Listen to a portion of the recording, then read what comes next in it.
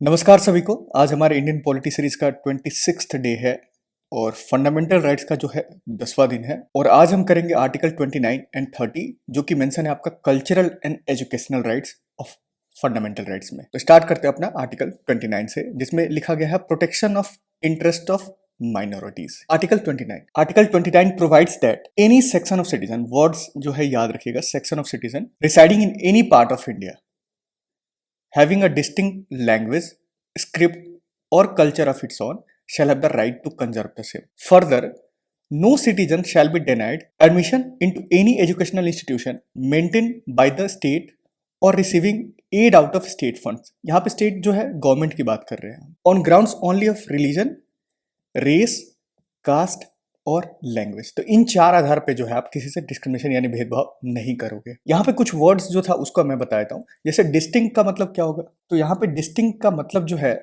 जो कि थोड़ा यूनिक है किसी भी इंडिविजुअल के लिए या फिर किसी भी सेक्शन ऑफ सिटीजन्स के लिए, थोड़ा डिफरेंट है। मतलब बाकी जो लोग फॉलो कर रहे हैं सारी चीजें उससे थोड़ा यूनिक है, थोड़ा डिफरेंट है, तो इस वजह से इसको भी प्रिजर्व करने की जरूरत है। तो यहाँ पे उसी के प्रिजर्वेशन की बात की जा रही, जैसे कि लैंग्वेज हो गया या फिर कोई कल्चर हो गया। तो इन सारी चीजों, जैसे एग्जांपल मैं देता हूँ कल्चर में, जैसे डिस्टिंक्ट कल्चर की बात करें तो एक कॉन्सेप्ट होता है नागालैंड में जिसको कहते हैं राक्षसा विवाह विवाह। ठीक है, अब ये कॉन्सेप्ट जो है कहाँ पे प्रचलित है, नागालैंड में।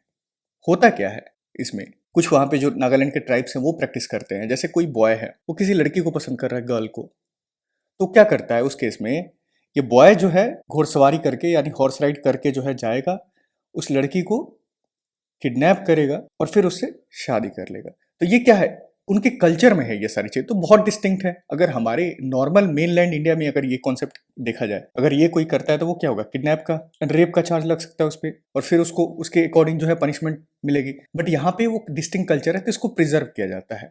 तो ये हुआ डिस्टिंक्ट कल्चर। और डिस्टिंक्ट लैंग्वेज हो गया, जैसे कि बहुत सारे लैंग्वेज एजिटेशन हमने देखा जिसकी वजह से बहुत सारे स्टेट्स का क्रिएशन हुआ था। तो यहाँ पे एक कॉन्सेप्ट देखा हमने, एनी सेक्शन ऑफ सिटीजन।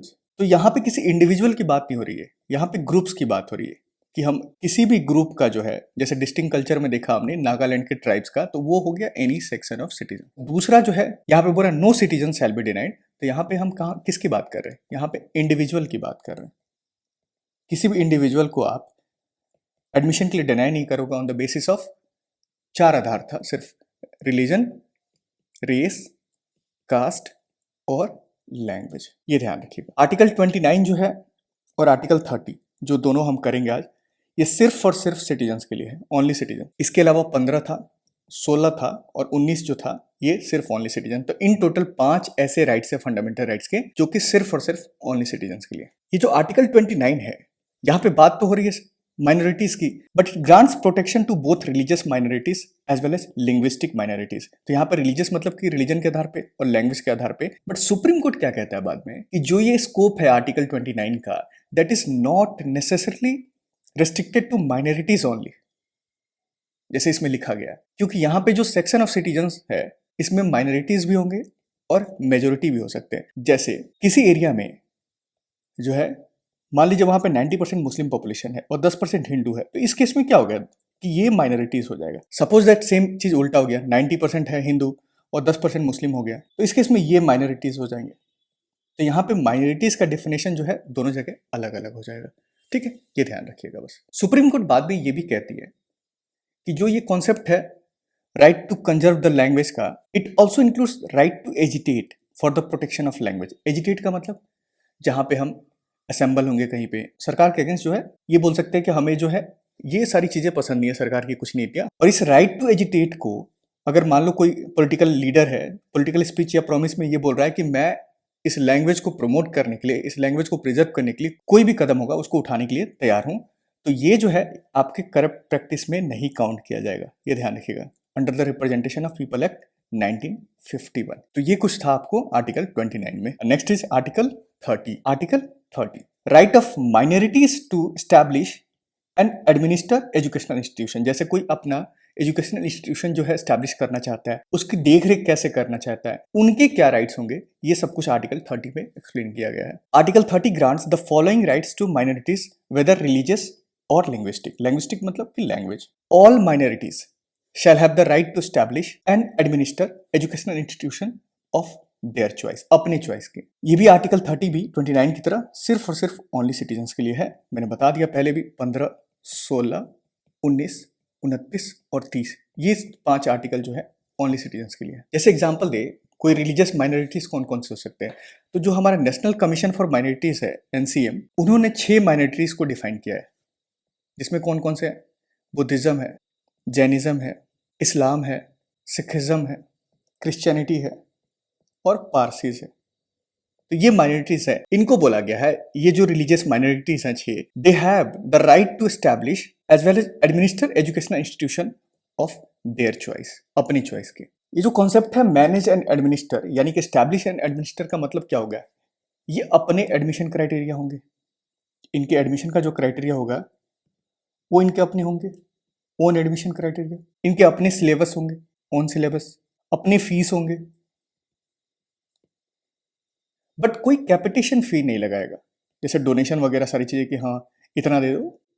कुछ रेगुलेशन इन पे भी रखा जाएगा, सुप्रीम कोर्ट ने बाद में बताया भी कि इन पे क्या क्या फर्दर रिस्ट्रिक्शन जो है वो लगाया जाएगा, वो हम अभी देखेंगे।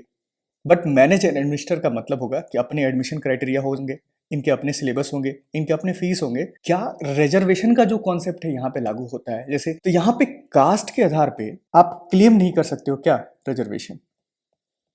तो reservation on the ground of caste does not exist in minorities educational institution, ये ध्यान रखिएगा, यहाँ पे रिजर्वेशन नहीं होता है। जबकि जो माइनॉरिटीज है, कोई एजुकेशनल इंस्टीट्यूशन बनाया है अपने लिए, तो अगर वो चाहे तो 50% तक सीट जो है वो खुद की कम्युनिटी के लिए रिजर्व कर सकता है, कम्युनिटी ऑफ इट्स ओन। और क्या प्रोविजन है इसमें? आर्टिकल 30 में ये भी कहा गया है इन ग्रांटिंग एड, मतलब कि सरकार जो स्टेट गवर्नमेंट है, सेंट्रल गवर्नमेंट है, अगर एड प्रोवाइड कर रही है, कुछ पैसे कुछ ये सारी चीजें प्रोवाइड कर रही है, the state shall not discriminate against any educational institution managed by minorities. जैसे कल को मान लीजिए कोई वैदिक स्कूल है, तो ये क्या हो गया? कोई हिंदू माइनॉरिटी जो है उसको एस्टैब्लिश किया हुआ है, कोई बुद्धिज्म से रिलेटेड कोई माइनॉरिटीज है, या फिर मदरसा हो गया, इस्लाम ने एस्टैब्लिश किया है, तो सरकार जो है इन तीनों को एड देने में जो है कोई डिस्क्रिमिनेशन, भेदभाव नहीं करेगी, ठीक है।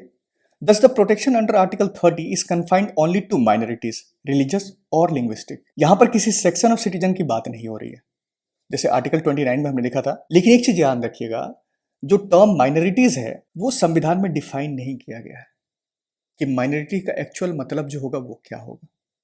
ये ध्यान रखिएगा, not been defined anywhere in the constitution, anywhere, कहीं भी डिफाइंड नहीं है। तो इनके पास एक्स्ट्रा बेनिफिट्स क्या है? तो जो माइनॉरिटीज एजुकेशनल इंस्टीट्यूशन है उनके पास एक्स्ट्रा बेनिफिट्स क्या है?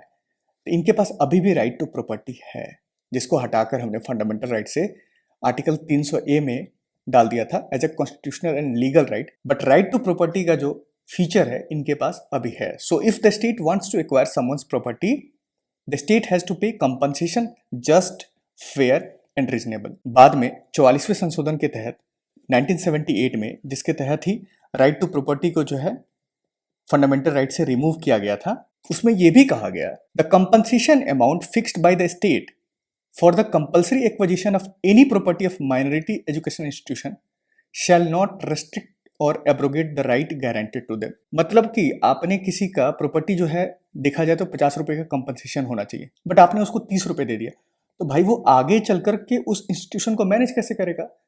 तो इट शुड बी फेयर, मतलब 50 का आपने लिया है तो एटलीस्ट उसको 70 दो, 100 दो, ताकि वो उसको अच्छे से मैनेज कर पाए। यही कहा जा रहा है इसमें, ठीक है, ये ध्यान रखिएगा। The right under article 30 also includes the right of a minority to impart educational to its children in its own language. जैसे कोई माइनॉरिटी है इस्लाम का ही, और वो चाहता है उसके बच्चे की एजुकेशन जो है मदरसा में हो, तो वो करा सकता है, आप उसको फोर्स नहीं करोगे कि उसको मदरसा में क्यों भेज रहे हो, ठीक है। तो उसके पास ये राइट जो है मिला हुआ है। जो माइनॉरिटी एजुकेशनल इंस्टीट्यूशन है वो 3 टाइप्स के होते हैं। एक तो वो जो कि रिकॉग्निशन यानी कि मान्यता as well as aid from the state दोनों ले रही है। एक ऐसे इंस्टीट्यूशन जो कि सिर्फ रिकॉग्निशन है and not aid, best example saint Stephen college. कुछ ऐसे इंस्टीट्यूशन जो कि ना ही रिकॉग्निशन ना ही एड लेती है स्टेट से, जैसे मदरसा हो गया। तो सबके रेगुलेशन अलग अलग होंगे। तो ये जो 2 हैं, 1 और 2, subject to regulatory power of the state.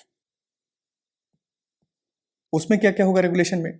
सरकार जो इनको बताएगी कि आपके सिलेबस क्या होना चाहिए, एकेडमिक स्टैंडर्ड्स क्या होने चाहिए, डिसिप्लिन कैसा मेंटेन करोगे, sanitation, employment of teaching staff best, ये सारी चीज, so on.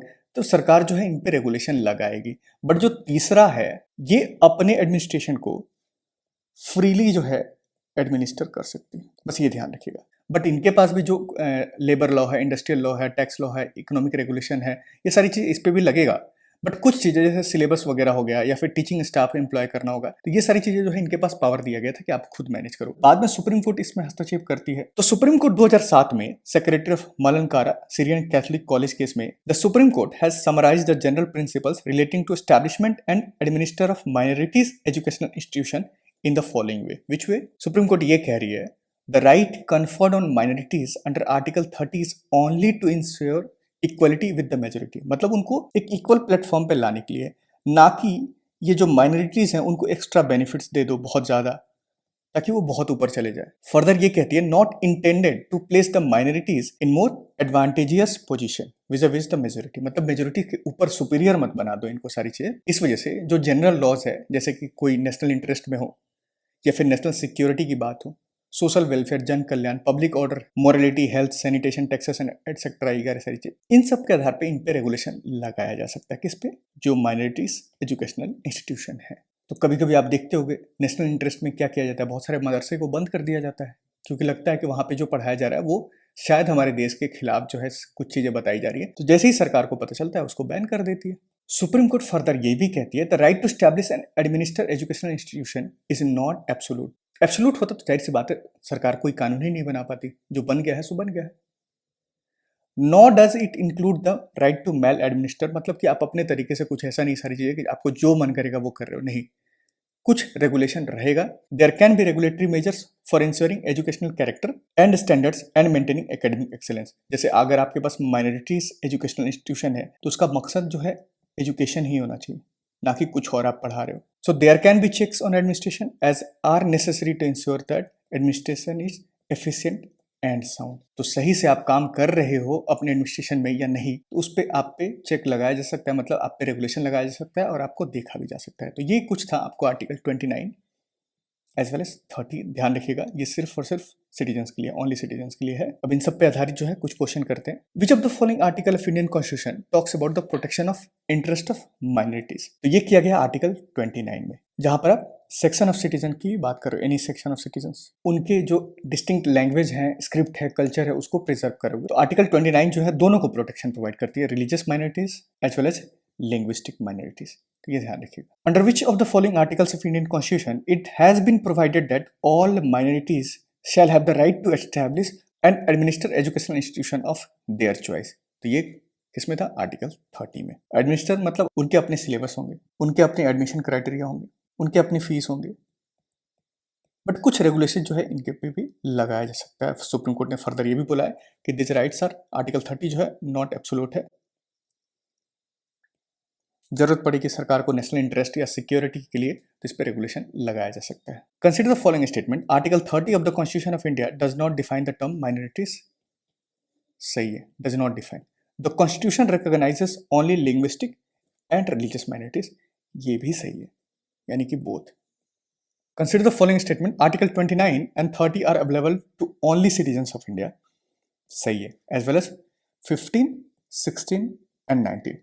So these 5 articles are available only to citizens of India. Reservation on the grounds of caste does not exist in minorities educational institution. तो ये सही है, हमने देखा था।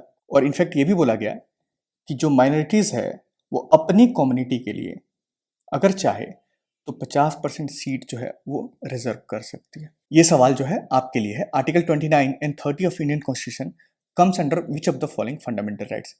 Right to equality, right to freedom, culture and educational right, या फिर right to freedom of religion. तो आज का एंड करते हैं अपना यही with the same theme of Ashoka tree, that is शिक्षा या तो मुफ्त होनी चाहिए या न्यूनतम लागत पर होनी चाहिए। और ये थीम है हमारा जिस पे हम काम करते रहेंगे। टाटा, सी यू।